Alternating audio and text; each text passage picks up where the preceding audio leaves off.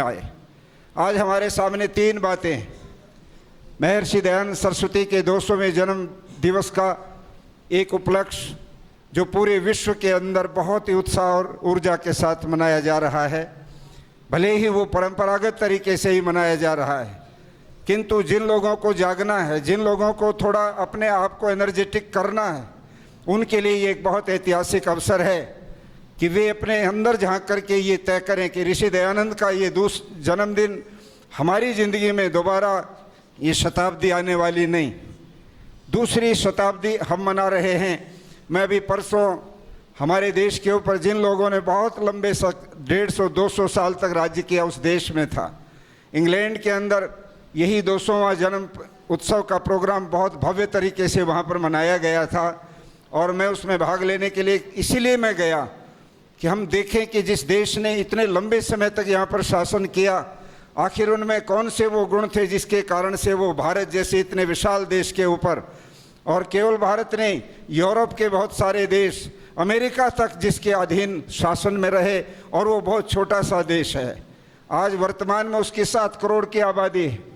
और जब उसने देश पे हमारे राज्य किया होगा तो बहुत थोड़े लोग रहे होंगे, किंतु कारण क्या रहे जिसकी वजह से इस देश पर वो इतने लंबे समय तक शासन करने में सफल रहे। ये विचार लेकर के वहाँ पर जाने का अवसर मिला था, किंतु कहना मैं ये चाहता हूँ कि वहाँ भी महर्षि दयानंद को लोग समर्पित भाव से याद कर रहे, समारोह मना रहे थे। कॉन्सुलेट जनरल भारत के उसमें आए, वहाँ के जो मेयर होते हैं वो लेफ्टिनेंट गवर्नर लेवल का उनका पद होता है, वो उसके अंदर शामिल आए और स्वामी दयानंद जी को अपनी श्रद्धांजलियाँ देकर उनको स्मरण किया। इसलिए आज हम लोग एक तरफ स्वामी दयानंद की दूसरी जन्म शती मना रहे हैं, आर्य समाज की 150वीं स्थापना जो वर्ष है उसको मना रहे हैं, और हमारे इस तपोवन आश्रम का 75वां वर्ष है स्थापना का, उसको मना रहे हैं। तो ये एक पड़ाव हमें मिला है, ये एक पर्व हमको मिले हैं, और इन पर्वों से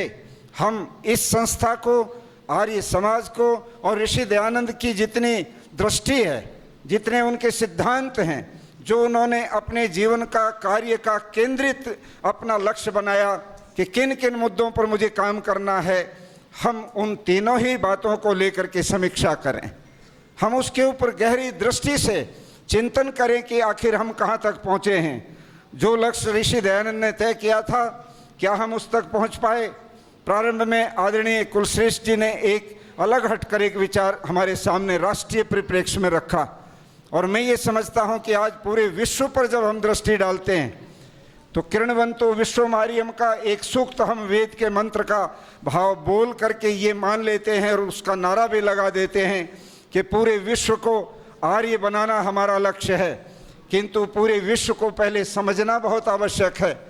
उसको समझे बिना हम आर्य बनाएंगे कैसे? कहाँ कहाँ किन किन परिस्थितियों के लोग रहते हैं, कहाँ किस प्रकार की संस्कृति और सभ्यताओं के लोग रहते हैं, वहाँ की भाषा क्या है, वहाँ किस मजहब को मानने वाले लोग हैं, और किस प्रकार का वहाँ सामाजिक स्टेटस है, आर्थिक स्टेटस कैसा है। इन सारी बातों को देखने के बाद ही हम आगे बढ़ सकते हैं। और आर्य समाज को हम केवल एक छोटा सा वर्ग, केवल सुधारवादी आंदोलन मानकर यदि हम चलते रहे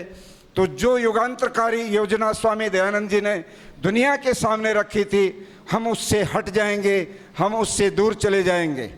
आज हमारे भारतवर्ष के अंदर जब हम देखते हैं पूरे के पूरे समाज में जाति का जो जहर है वो कम होने के बदले और ज़्यादा गहराता जा रहा है, और गहराई में जाति के अंदर आदमी को बांधा जा रहा है। और उसमें चाहे सामाजिक संगठन हो, चाहे राजनीतिक संगठन हो, चाहे कोई और किसी रूप में भी देखिए, धार्मिक जगत में भी मैं देखता हूँ कई बार कि वहाँ पर भी जन्मना जाति को लेकर के तय होता है कि धर्माचार्य कौन बने, शंकराचार्य कौन बने, संस्कृत कौन पढ़े, वेद कौन पढ़े, और एक स्पेशल तय हो जाता है कि केवल इन लोगों को ये अधिकार है, बाकी को किसी को भी नहीं। और आज के इस युग में जब भारत की सरकार का एक बहुत बड़ा प्रकल्प है बेटी बचाओ और बेटी पढ़ाओ, अर्थात इस लक्ष्य को सब लोग पूरा करें, बेटियों को बचाना भी है, अर्थात कन्या भ्रूण हत्या और जितने डोमेस्टिक वायलेंस और दूसरे अत्याचार महिलाओं पर हो रहे हैं उनको भी हटाना है, और उनको पढ़ा लिखा करके योग्य भी बनाना है। यद्यपि ये नारा महर्षि दयानंद ने 150 साल पहले आर्य समाज को दिया, और आर्य समाज ने महिलाओं के लिए जो कार्य किया है, पूरी दुनिया के अंदर कोई संगठन नहीं मिलेगा आपको जिसने ये काम करके दिखाया हो। इसलिए इस केंद्र सरकार के इतने महत्वपूर्ण अभियान को होते हुए भी जब हम किसी कथावाचक के मुंह से, जिसकी सभा में 10 लाख लोगों की भीड़ है, और ये सुनते हैं कि गायत्री मंत्र महिलाओं को नहीं बोलना चाहिए, जब सवाल उठा कि क्यों नहीं बोलना चाहिए, तो उसका अगला ही जवाब देते हैं कि महिलाएं यज्ञोपवीत नहीं ले सकती, और यज्ञोपवीत नहीं ले सकती तो वो गायत्री मंत्र भी नहीं बोल सकती। जब हमारी विदुषी बहनों ने चुनौती दी, कन्या गुरुकुल, पाणिनी कन्या गुरुकुल बनारस से नंदिता जी सामने आई, सूर्या जी आई, प्रियमवदा जी आई, हमारी विदुषी बहनों ने कहा हम शास्त्रार्थ करने को तैयार हैं कि महिलाओं को गायत्री मंत्र बोलना चाहिए कि नहीं, आप आइए और अपने तर्क दीजिए, प्रमाण दीजिए। एक भी व्यक्ति कहीं से नहीं आया सामने, और मैं उस समय मैंने बयान दिया कि जो लोग महिलाओं को गायत्री मंत्र बोलने से रोकते हैं उनके ऊपर इस समय कानूनी कार्रवाई होनी चाहिए। ये राष्ट्रीय प्रोग्राम का उल्लंघन है। जो महिलाओं को बराबर की बात कह रहे हैं, पढ़ाने की बात कह रहे हैं, उनके ऊपर ये प्रतिबंध कैसे कोई लगा सकता है कि वो गायत्री मंत्र नहीं बोल सकती। आप इससे अनुमान लगाइए कि आज जब लड़कियां, चाहे वो 10+2 का रिजल्ट आता है, चाहे वो IAS IPS का रिजल्ट आता है, चाहे वो किसी कंपटीशन का रिजल्ट आता है, तो लड़कियां बाजी मारती हैं। ये लड़कियों का इनकलाब आ रहा है। एक तरफ तो ये तस्वीर है, और ऐसे मौके पर भी लोग हैं आज जीवित जो महिलाओं के साथ 2 नंबर का व्यवहार करने की बातें कहते हैं, खुल करके कहते हैं। तो स्वामी दयानंद जी के समय क्या स्थिति रहे होगी, आप स्वयं इस बात का मूल्यांकन कर सकते हैं। और इसलिए जब स्वामी जी ने ये बात उठाई कि नहीं, ये नहीं हो सकता कि स्त्रियों को पढ़ाना गलत है, जब ये उठाया लोगों ने, स्त्री शूद्रो नाध्येताम, तो दयानंद सरस्वती ने उसको चुनौती दी, और उसके परिणाम स्वरूप ऋषि दयानंद के ऊपर कातिलाना हमले होने लगे, उनके ऊपर जीवित सांप फेंके जाने लगे, उनको जहर पिलाए गए, उनके ऊपर ऐसे ऐसे मुसलमान भेज करके उनकी हत्या करवाने तक के षड्यंत्र किए गए। 44 बार ऋषि दयानंद को मारने की योजनाएं बनी, और अनेक बार सब जितने भी अटेम्प्ट हुए उनमें वो निकल गए, किंतु आखिरी में फंस गए जिसमें उनको शीशा पिलाया गया जहर के साथ, और उससे उनके प्राण समाप्त हुए। कहने का मेरा मतलब ये है कि हम सामाजिक दृष्टि से जिन मुद्दों पर राष्ट्र और पूरी मानवता आज खतरे में है, हम उस तरफ भी आर्य समाज ही उस तरफ सोचेगा। आर्य समाज ने अपनी संस्थाओं में जिन लोगों ने अस्पृश्य करके दूर भगाया, जिनको दूर हटाया, उनको साथ बैठ करके पढ़ना, लिखना, खाना, पीना इसका अधिकार दिया। स्वामी दयानंद जी सत्यार्थ प्रकाश में लिखते हैं, आज तक तो हमारे देश में कंपल्सरी एजुकेशन लागू नहीं हो पाई, अनिवार्य शिक्षा लागू नहीं हो पाई कि प्रत्येक बच्चे को पढ़ने का मौलिक अधिकार है। अगर उसको पढ़ाया नहीं गया तो उसको पढ़े लिखे आदमी जितना उसका जो अनुदान है या उसका जो सहयोग है वो उसको गवर्नमेंट को करना पड़ेगा। ऐसी कोई व्यवस्था नहीं हुई। किंतु ऋषि दयानंद ने तो 150 साल पहले सत्यार्थ प्रकाश में लिखा,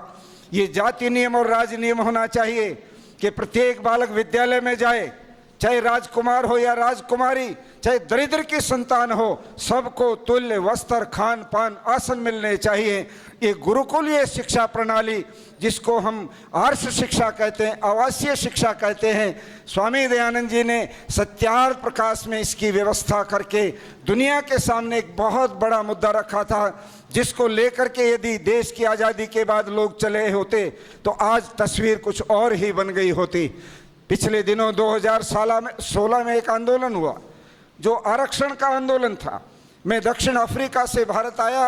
और मैंने अपनी गाड़ी मंगवाई तो मेरे साथियों ने कहा कि हरियाणा के सारे रास्ते बंद हैं, सड़कें तोड़ दी गई हैं, वहाँ से गाड़ी नहीं आ सकती, आप दिल्ली ठहरिए 2-4 दिन। मैं दिल्ली रुक गया और जब वो रास्ता खुला तो मैं गया। मैंने भी जा कर के 1000 लोगों को इकट्ठा किया और उनके मुंह को बंद करके कहा कि नारा नहीं लगाना, केवल बैनर हाथ में लो। और बैनर में लिखा आर्य समाज का एक ही नारा, टूट न जाए भाईचारा। ये मैंने बात कही तो अखबार वालों ने मुझे घेर लिया और कहने लगे स्वामी जी ये तो राजनीतिक नारा हो गया, राजनीतिक पार्टियां यही करती हैं। आपने भी एक जुलूस निकाल कर अपना फोटो खिंचवा लिया, अखबार में छप जाएगा। आप इसका सॉलिड बताइए कि इसका निचोड़ क्या है, कैसे इसका समाधान हो सकता है कि रोज इस तरह की आग न लगे। उस समय मैंने ये बात कही थी, जो सारे दैनिक जागरण के 6 कॉलम के अंदर बहुत बड़ा लेख पूरे देश के मुख्य अखबार के पन्ने पर छपा, जिसमें मैंने ये दावा किया था कि ऋषि दयानंद की शिक्षा प्रणाली, अर्थात चाहे राजा का बेटा हो चाहे गरीब का बेटा हो, सबको बराबर खान पान, आसन, हॉस्टल, ट्यूशन फ्री, सब तरह से फ्री एजुकेशन, अनिवार्य एजुकेशन और समान एजुकेशन मिलनी चाहिए। ये स्वामी दयानंद ने की। यदि सरकारें इसको मान लिए होते 1947 में, तो आज तक ये सारी की सारी समस्याएं पूरी तरह से हल हो जाती और देश हमारा बहुत आगे निकल जाता। आज मैं एक बात आप लोगों से कहना चाहता हूं और अपनी बात को समाप्त करूंगा। हम ये बातें कहते चले जाते हैं और हम ही सुनने वाले हैं और हम ही कहने वाले हैं। आज नए लोग हमारी बात नहीं सुन रहे। हम उन मुद्दों को जो राष्ट्र के लिए ज्वलंत मुद्दे हैं उनको लेकर लोगों के बीच में हमको जाना पड़ेगा। और उस जाने से पहले ये 3 उंगली हमें कह रही हैं कि पहले आप अपने हृदय को टटोल लीजिए कि ऋषि दयानंद की जो वैदिक साधन आश्रम बना है, ये हम कितनी साधना में निष्णात हैं, हम कितना स्वामी दयानंद द्वारा निर्धारित प्रातः और सायंकाल की संध्या या साधना कितना हम करते हैं।